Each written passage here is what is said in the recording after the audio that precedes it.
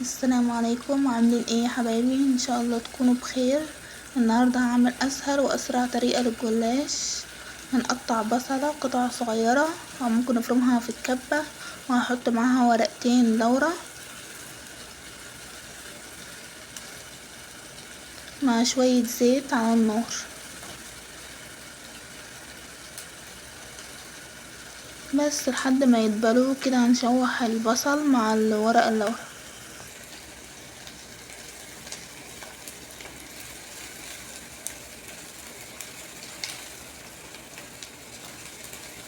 نكون مجهزين عندنا الجلاش واللحمه المفرومه وفلفل فلفل الوان او اخضر، اي فلفل.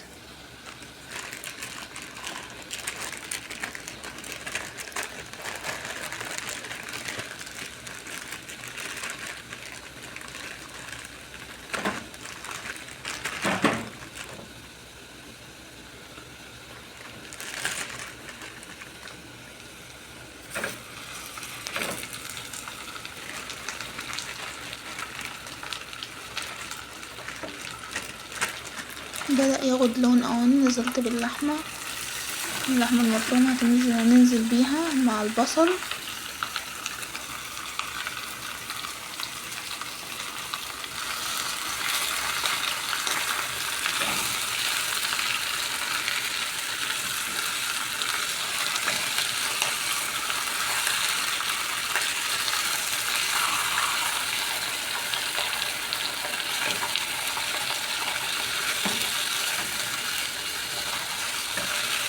هقلب اللحمة مع البصل على النار.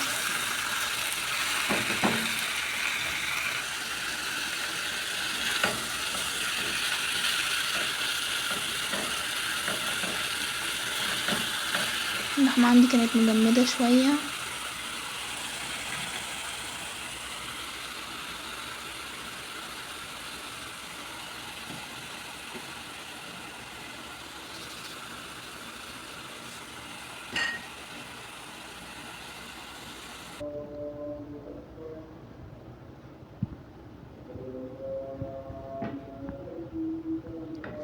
هنحط لها بقى بهارات، هنضيف ملح وهنحط شوية فلفل اسود، وهنضيف ايه تاني، هنحط بهارات لحمة ونص مكعب مرقة.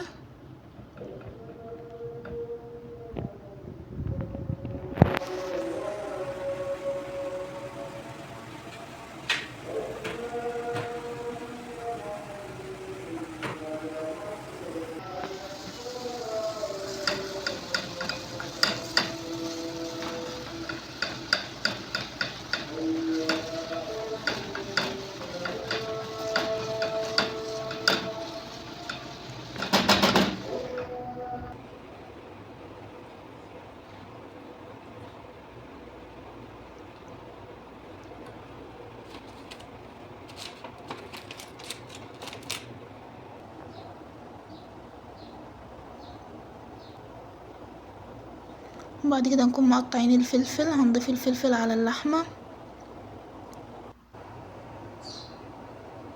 اي نوع فلفل عندكم، حتى اخضر اصفر الوان اي فلفل. لو بتحبوه سبايسي حط فلفل سبايسي اخضر.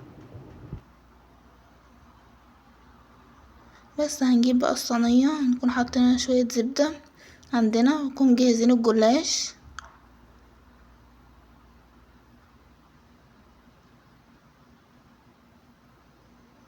هنحط طبقة من الجلاش يعني كل رق، ونحط زبدة بين الطبقات يعني، ونحط في النص اللحمة المفرومة بس، وهنقطع الصينية من فوق ونحط شوية زبدة بس، وندخلها الفرن.